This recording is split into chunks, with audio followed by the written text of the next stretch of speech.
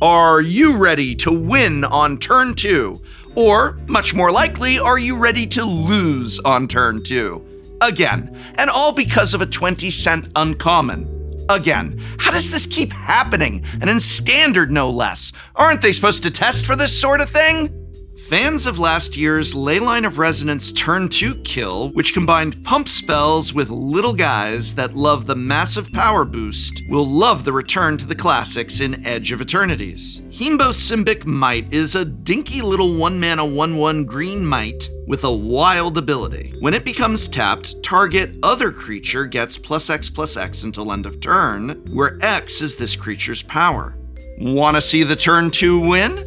Okay, so on turn 0, you put a Leyline of Resonance into play. On turn 1, cast a Hemboyic Might. On turn 2, cast another Hemboyic Might, then cast Wild Ride, targeting your newest might. Leyline will trigger and you'll copy the Wild Ride. Target the same might again, pumping it up to a 7/1 with haste. Move to attacks and attack with both mights. Stack your triggers so the 7-power might's ability resolves first. It pumps your original might up to 8 power. Then your original might's ability will resolve, pumping your second might up to 15 power. That's 23 damage on, I cannot stress this enough, turn 2.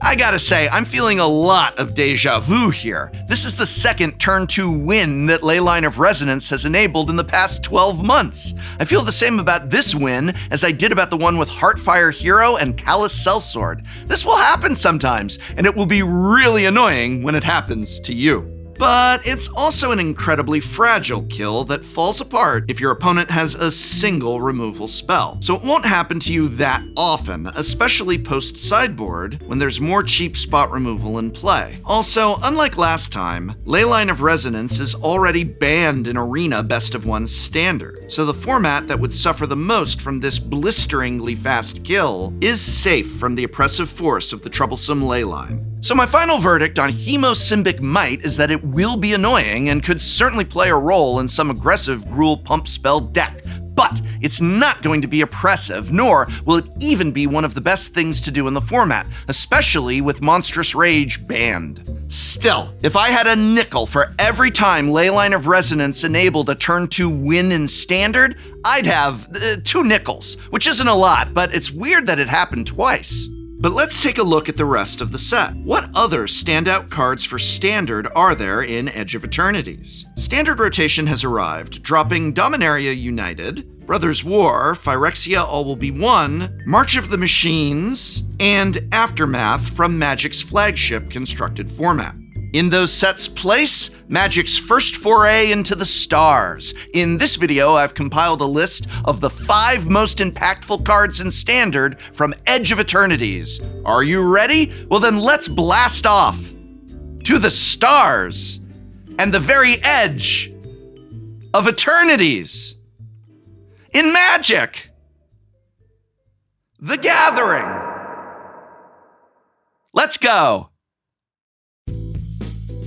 First up, we have Stomping Ground, the Gruul installment of the Shocklands cycle. Stomping Ground is one of the best Gruul lands ever printed, and all right, I'm kidding. This whole video isn't actually about ranking the 5 now legal Shocklands. Yes, if I were to actually make a list of the 5 most important cards in Edge of Eternities for Standard, including any cards other than the 5 shocks in Edge, would be malpractice. But that's not exactly new information. Shocks have been the preeminent mana fixers in every Standard format they've ever been legal for. What makes Shocklands so great, especially now that they've been reprinted into Standard? Well, you can check out our video all about that very subject here and linked in this video's description. But for this video, I've compiled the top 5 cards for Standard that are not Shocklands or Hemboyic Might.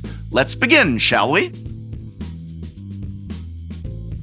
First up on our real list, I want to talk about a card that's reminiscent of something Wizards Research and Design has been very careful to avoid in Standard sets of the past decade or so. Sammys Curiosity is a 1-mana green sorcery that reads, gain 2 life and create a land or token. If this was an alchemy card design, it would read, pay 1 mana to gain 2 life and conjure the card Rampant Growth into your hand. After all, that's what a land or token is. It's an artifact that casts casts Rampant Growth when you pay 2 and sacrifice it. Wizards of the Coast doesn't print Rampant Growth anymore. 2-mana ramp spells that also fix your mana unconditionally accelerate games of Standard more than R&D is comfortable with. Generally speaking, 2-mana ramp must be creatures that are therefore vulnerable to removal. Keep in mind that lands are harder to interact with than creatures, so any 2-mana ramp that involves putting lands into play is liable to get banned. Case in point, Growth Spiral, a less consistent ramp spell than Rampant Growth, was banned before it rotated out of Standard due to its ability to accelerate out Wilderness Reclamation, which also saw a ban in the same announcement. There are exceptions to this, of course. Emergent Sequence is a Rampant Growth that turns the land you tutor for into a creature, essentially making it a mana dork rather than a land. Glimpse the Core is a 2-mana ramp spell that can only tutor for basic forests, which means it does not help fix your mana. It also has that line of text about caves, but that isn't very relevant. Sammy's Curiosity has its own downside. You have to pay that 1 mana up front before you get to cast the Rampant Growth. It's certainly weaker, therefore, than Rampant Growth, but it's not that much weaker if it's in your opening hand. You can cast it on turn 1 when you're likely to not have any other plays that you would make instead. And then on turn 2, you're basically in the same spot you'd be if it were Rampant Growth. And you gain 2 life in the process. Really, Sammy's Curiosity is a case of a new card providing redundancy to cards that already existed in the format. Between Glimpse the Core, Llanowar Elves, and now Sammy's Curiosity, green ramp decks can now run 12 powerful and cheap ramp spells to accelerate into 4, 5, and 6 mana plays. With Leyline Binding rotating and Up the Beanstalk being banned, there's a clear hole in the metagame that Domain Ramp once occupied. Perhaps a more traditional and more solidly green ramp deck will emerge thanks to the added redundancy that Sammy's Curiosity provides the archetype. Next up, we have another class of card that we haven't seen in Standard in quite some time, at least not in its current form. Umbrell Caller's Zealot is a 3/2 human cleric with a repeatable free sack ability. Sacrifice a creature or artifact to surveil 1. This is not the only repeatable free sack outlet in Standard, it's merely the second repeatable free sack outlet in Standard. And it's the only one that's mono-black and the only one that's non-legendary. The other one is Bartolome El Presidio, which is also a solid card, but not quite as useful in a synergy deck with a lot of moving pieces as Umbrell Caller's Zealot. The Sacrifice deck in Standard was already incredibly close to being great. You've got a lot of pieces to the deck already. Vengeful Blood Witch and Sephiroth Fabled Soldier are a pair of powerful Blood Artist variants. Infestation Sage, Nezumi Linkbreaker, and Nesting Bot offer you a pair of Doomed Traveler variants that give you plenty of sack fodder. Voice of Victory is an awesome, powerful card on its own that also provides repeated bodies to sacrifice and protects you from instant speed interaction. Most importantly, there's Raise the Past, a ridiculous mass reanimate from Foundations that I highlighted as a card to keep an eye on in Standard. Now that we have a sack outlet that will fill your graveyard for Raise the Past and dig you toward whatever pieces you're missing, I expect some form of Orzhov Aristocrats to be a very real deck in the early weeks of post-rotation Standard. And frankly, it's about time. What a fun archetype. And speaking of cards that will enable new archetypes in Standard, this next card will try to do exactly that. Tanuk, Steadfast Second, is a powerful 4-mana red legend with a pair of excellent abilities. First of all, he gives all your other creatures haste. Great. And second, he gives all your red creatures and artifact spells in your hand warp for 2 and a red? Now, Tanuk is a card that I highlighted in an earlier video as a fun commander from Edge of Eternities, but I think he'll be even better in Standard, and that's because there are several great options for red creatures to warp into play in the format. Warping an Overlord of the Boiler Bilges and attacking with it deals your opponent 13 damage off of its pair of Titan template ETB and attack triggers. If you have the mana for it, you can also pay 3 more mana to warp in a Calamity Galloping Inferno and saddle it with your red Overlord to deal even more damage in a single swing. But the splashiest way to make use of Tanuk is with Storm Scale Scion.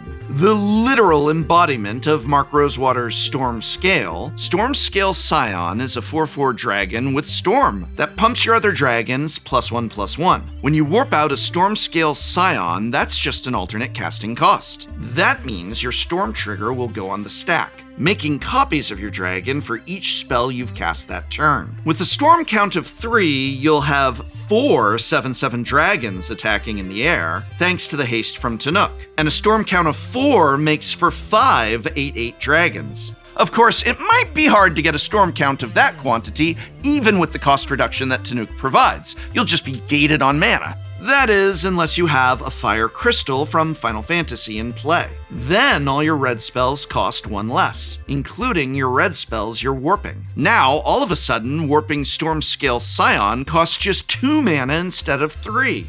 Will this Tanuk Storm deck be Tier 1 in Standard? Probably not. At least not with Standard's current card pool. But Tanuk Steadfast Second is still a very powerful card, and I think it's likely we'll see some kind of deck that's built to abuse its sneak attack-esque ability show up in Standard sooner rather than later. Alright, enough Timmy nonsense. Let's actually win a game, and fast. Both the number 2 and number 1 slots on this list are made up of a package of new cards that I believe will take 2 fringe playable Standard decks and make them firmly Tier 1. But I can't really claim that it's a single card from Edge of Eternities that will make each of these 2 decks great. They're both getting 3 new cards, and the 3 new cards they're getting are all equally good.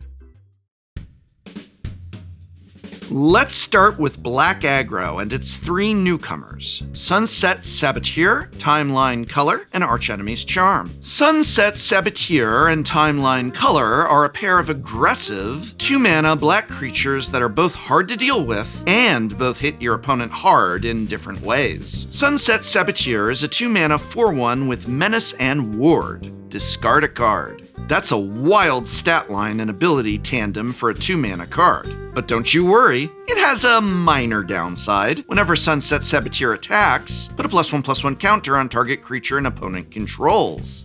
Of course, if your opponent doesn't have a creature to put a counter on, you're just attacking with a 4-power creature with a Cruel Ward ability for no downside. Even if they do have, say, 1 creature in play, this little Saboteur has Menace. They won't get to block it. Timeline Color, on the other hand, is a different form of punishing. A 2/2 with haste for 2 black mana, Timeline Color also has Warp for the cost of 1 black mana and 2 life. You can also cast Timeline Color from your graveyard for its warp cost. So if your opponent can't exile this card, it's going to keep coming back, and coming back, and coming back. What's more, Timeline Color can actually block. Hooray! That's nearly unheard of for a cheap recursive black threat. Normally, they either enter tapped or have some ability that prevents them from blocking. Lastly, Archenemy's Charm is the 3rd installment in a cycle that Wizards of the Coast is slowly introducing, beginning with Archmages and Archdruids charms. For triple black, Archenemy's Charm is a modal instant that lets you pick between exiling a creature or planeswalker, returning 2 creatures or planeswalkers from your graveyard to your hand, or giving a creature you control 2 +1/+1 counters and lifelink for a turn. These 3 cards, combined with Cecil, Dark Knight, and Dark Confidant from Final Fantasy, form the core of an incredibly potent black aggressive deck. It's been a few years since we've seen a true mono-black aggro deck in Standard, and honestly, the grindy twist on the classic macro archetype of aggro is a nice change of pace. I'm looking forward to seeing what these cards do. Okay, the final cards on this list form a potent package of new control cards that could make Azurius Control one of the best decks in Standard for the first time since the archetype lost Wandering Emperor and Memory Deluge. And that's even with Temporary Lockdown rotating along with the rest of Dominaria United. What exactly is in our number 1 slot? Well,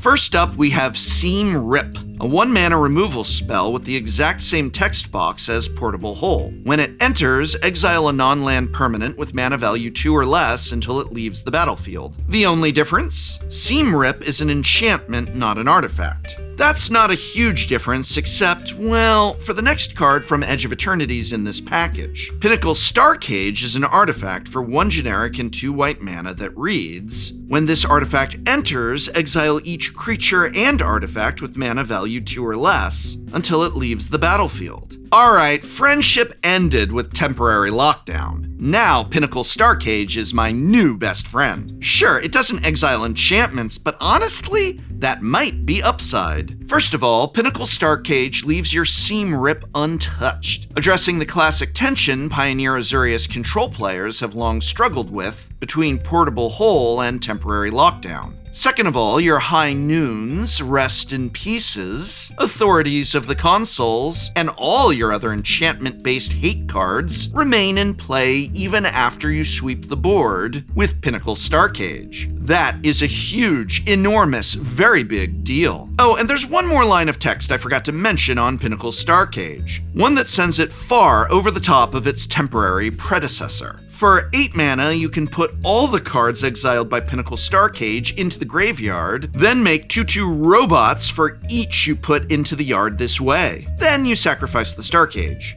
So not only is Pinnacle Star Cage a sweeper that leaves your own important enchantments intact, but it's also a win condition? Are you for cereal?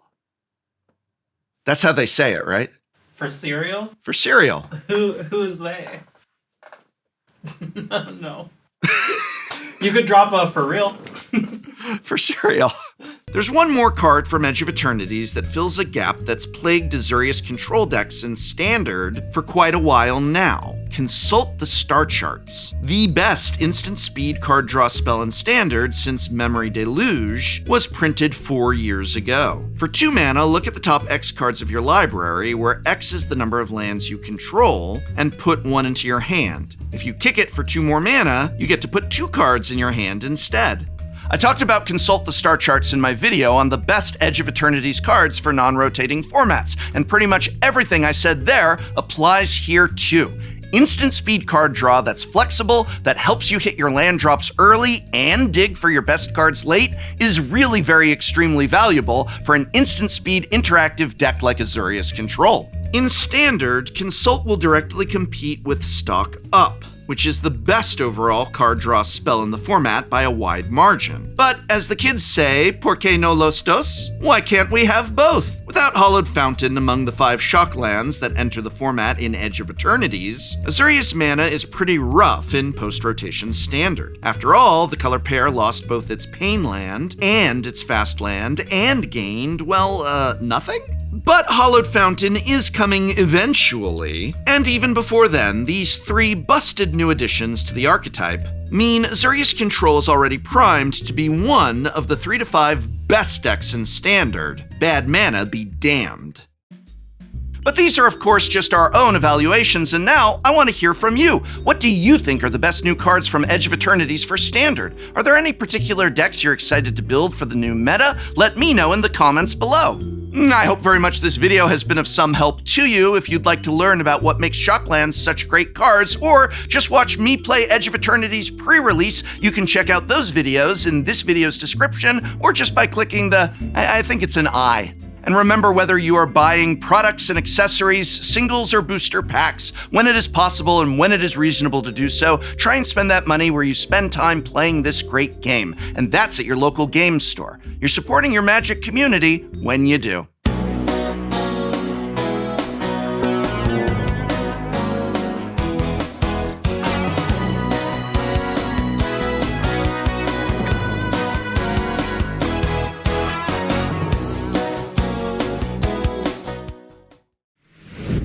Next time on Shuffle Up and Play. We're playing Magic the Gathering, and we're gonna be drawing a lot of cards because we've got Nathan from Drawfee. Hi, I'm Nathan from Drawfee.